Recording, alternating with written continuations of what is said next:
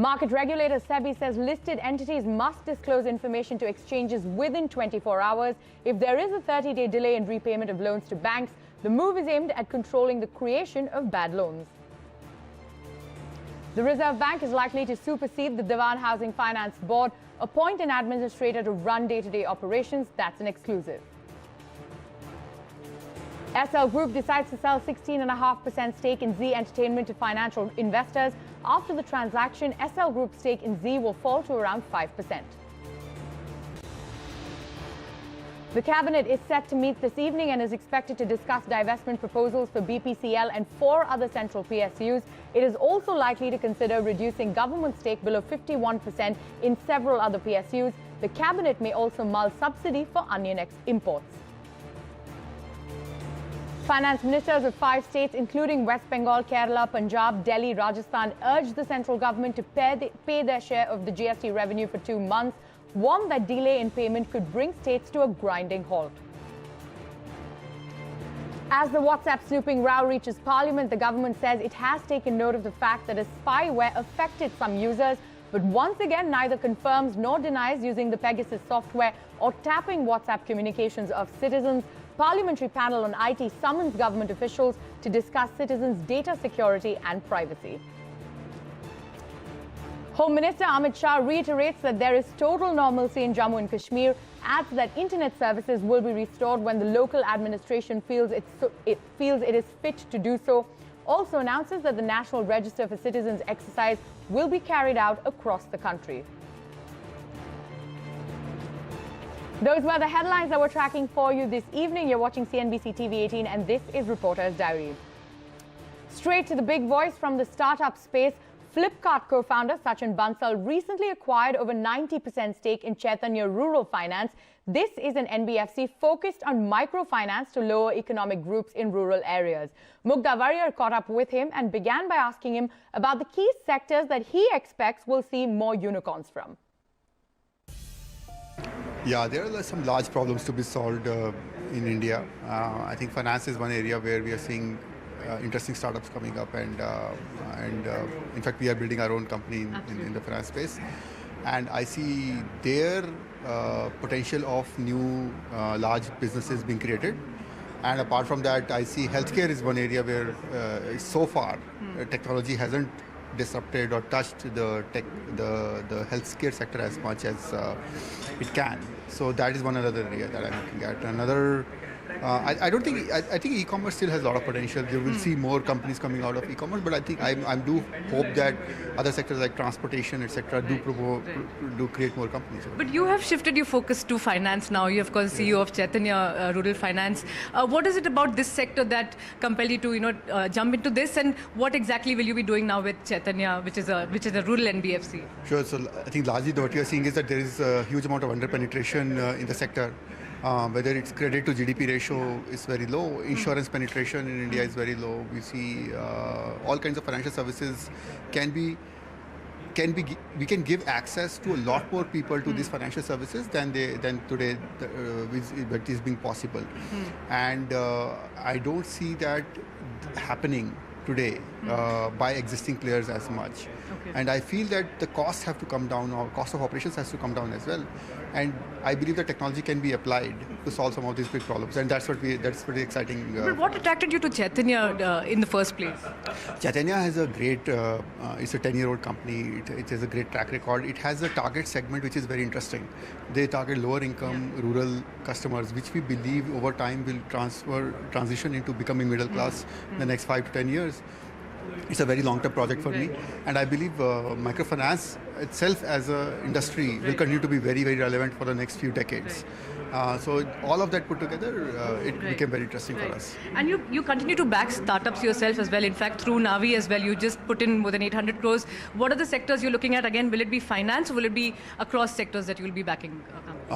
Right now, my focus is completely on finance. Completely on finance. So Navi will focus on finance only. Finance. But of course, you've backed startups in the mobility space as well. You're very bullish on that space, even EVs. So will that sector also see a lot of funding from Navi? Yeah, I mean, I think not from Navi maybe, but from personal, I've done that in the past. But I think transportation is another sector which I believe will create many unicorns in the future. The Reserve Bank of India is likely to supersede the board of debt-ridden DHFL. Now, the central bank is also likely to appoint an administrator. Shireen Bhan is here with the exclusive details. Shireen, what are you picking up? Well, that's right. This is a story that's been broken both by Ritu Singh and myself, and we have confirmed from multiple sources that there was a meeting that transpired between the government as well as the Reserve Bank of India, the regulator, earlier this week. And the decision now is that the Reserve Bank will supersede the board of debt-ridden DHFL and will appoint an administrator. We are given to understand that R. Subramania Kumar, the former MD and CEO of Indian Overseas Bank, is likely to be appointed the administrator.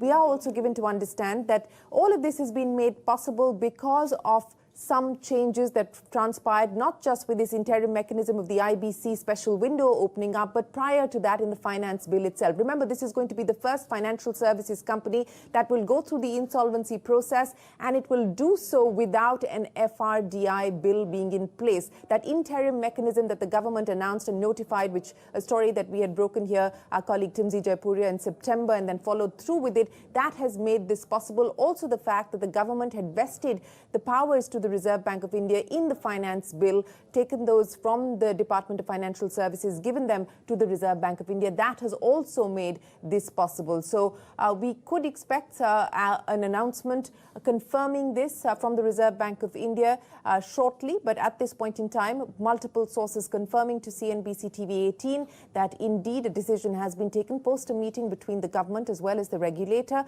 and that R. Subramania Kumar is likely to be appointed the administrator once this decision is notified. All right, so the Reserve Bank of India, they're likely to supersede the board of debt-ridden DHFL. Thank you so much for taking us through those details, Shireen. We'll have to wait and watch what comes later on the show. Moving on, market regulator Sebi held its board meeting today and has announced a major step to stem the rise in bad loans. Listed companies will now have to disclose any default in either interest or principal amount beyond 30 days. Here's Sebi Chairman Ajay Tyagi explaining the rationale behind this move. Take a look. So what is being said is that if bank loans, so there's a default in principal or interest, and if that continues beyond 30 days, so after 38 days, within 24 hours, by listed companies, it will be disclosed to the stock exchanges. So it's a attempt to go towards openness and better disclosures and in the public domain. The government is all set to seek an in-principle nod for selling its stake in 5 central public sector enterprises, including state-owned refiner BPCL, when the cabinet meets later this evening. That's not all. The government, we learn, is also seeking an in-principle approval to pare stake below 51% in select CPSEs. Sapna Das, who has been tracking those developments, joins us now with the details. Sapna, the centre has set an ambitious target of 1.05 lakh crore rupees for this fiscal. What are you picking up from your sources? Cabinet meeting most likely scheduled sometime later in the day, towards the evening, I think most probably after 6 o'clock. So it's going to be a long day in terms of, expecting the outcome. Anyway, having said that, well, a couple of proposals which have been on the radar for quite some time, and there has been a lot of expectation that the government nod will come through very quickly. So most likely seeking an in-principle nod from Cabinet on 2 aspects of disinvestment. One, of course, the 5 CPSEs, among them, of course, the big 3, or rather one of the biggest is BPCL, Concor, SCI, and then 2 more power CPSEs. So most likely the strategic disinvestment proposal for these 5 companies, and this is a list that had been given by Niti Aayog. Most likely this is to come up in the cabinet meeting today. That's one. Second, of course, an important announcement made by the finance minister in her budget speech, and that is basically tweaking the 51% threshold policy in terms of government equity holding in CPSEs. So this is proposed to come down now, but in the budget speech itself, the government has made it very clear that wherever the government wants to continue holding management control in the undertaking, so that will continue, and plus that will happen through cross holdings which they have in their other financial institutions, other entities, basically. So these 2 aspects need to be kept in mind. Very quickly, we're given to understand that possibly some proposal in terms of the International Financial Services Center in GIFT City, some proposal may be likely even on that front, but since we don't have any details details. It's a bit sketchy as of now. Also got to hear some tax amendments may be possible. Maybe it's just procedural. Maybe it may not come up in the cabinet. So in total, all in all, possibly it will be the disinvestment agenda that we need to watch out for in case the cabinet is able to give a final approval on that front, because then the procedures will start on both the aspects, and that will be important.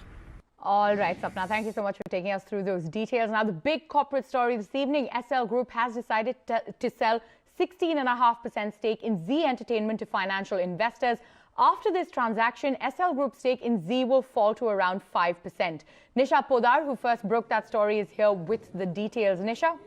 It's a big transaction, and it's a big resolution also of loan against shares by the promoters of Z Entertainment SL Group. As we had reported earlier, and it's now official by SL Group that they are going to come to the market with a large tranche of shares of Z Entertainment. 16.5% is what SL Group seeks to sell in the market to a wide range of financial investors, and those proceeds will be utilized in repaying the debt to the lenders. Now remember that promoters had earlier pledged their shares in Z Entertainment against loan to some of these lenders, and they have over the last few weeks put their shares in an escrow account for the sale process to continue. What is also important to note here is that 5% stake, even after this massive share sale, will be retained by the promoter entity SL Group. And I do gather from sources with direct knowledge is that some of the big investors want the management continuity as well. They have also shared that 2.3% stake will be